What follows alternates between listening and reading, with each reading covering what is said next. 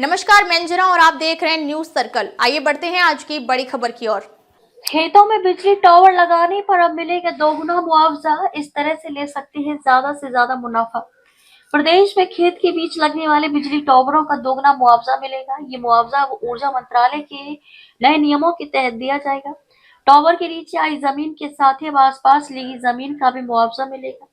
इस आशय के प्रस्ताव को सोमवार को हुई कैबिनेट की बैठक में मंजूरी दे दी गई है। प्रदेश में Uttar Pradesh power transmission corporation द्वारा 765, 400, 220, 132 केवी पारेषण लाइनों के लिए खेत में टावर लगाए जाते हैं।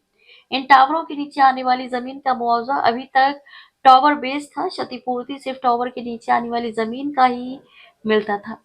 टावर के आसपास की जमीन के लिए अलग से मुआवजा का प्रावधान नहीं था। अब इसमें बदलाव किया गया है।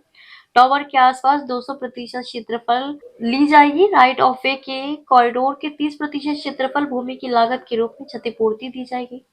भूमि मुआवजे की लागत की गणना उस क्षेत्र विशेष के जिलाधिकारी के द्वारा निर्धारित सर्किल रेट के अनुसार की जाएगी। इससे किसानों को फायदा मिलेगा और टावर के नीचे आने वाली जमीन पर किसानों को 200% यानी कि जमीन की कीमत का दोगुना मुआवजा मिलेगा। इसके साथ ही जिन खेतों के ऊपर से बिजली की लाइनें गुजरती हैं, वहां जमीन की कीमत का 30% मुआवजा दिया जाएगा।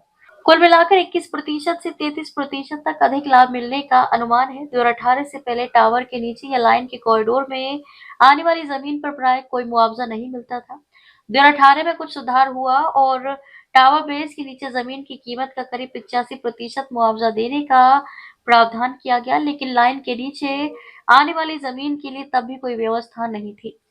कैबिनेट ने युद्ध के चलते तारकोल की कीमत में हुई वृद्धि की भरपाई करने के प्रस्ताव को मंजूरी दे दी है। युद्ध के कारण अंतर्राष्ट्रीय बाजार में पेट्रोलियम पदार्थों की कीमतों में भारी उछाल आया है, जिससे सड़क निर्माण में उपयोग होने वाले बिटुमिन तारकोल की दरों में अत्यधिक वृद्धि हुई है।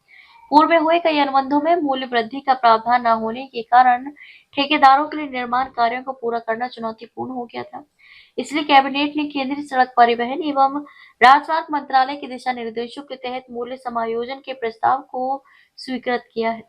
इस निर्णय के तहत लोक निर्माण विभाग के वे सभी कार्य जिनकी निविदा 1 अप्रैल 2026 से पहले मांगी गई थी, अब मूल्य समायोजन के दायरे में आएंगे। इसमें 5 करोड़ रुपए से कम और इससे अधिक दोनों ही श्रेणियों के वे अनुबंध शामिल होंगे जिनमें पहले मूल्य वृद्धि दे नहीं थी। अब तक के लिए बस इतना ही। फिर मिलते हैं एक ऐसी ही बड़ी खबर के साथ। तब तक के लिए नमस्कार और देखते रहिए न्यूज सर्कल। अगर आपको वीडियो पसंद आई हो तो लाइक करें व शेयर करें। ऐसे लेटेस्ट अपडेट पाने के लिए बेल आइकन प्रेस करना ना भूलें। अगर आप हमें फेसबुक या फिर इंस्टा के माध्यम से देख रहे हैं तो हमारे पेज को फॉलो जरूर करें। धन्यवाद।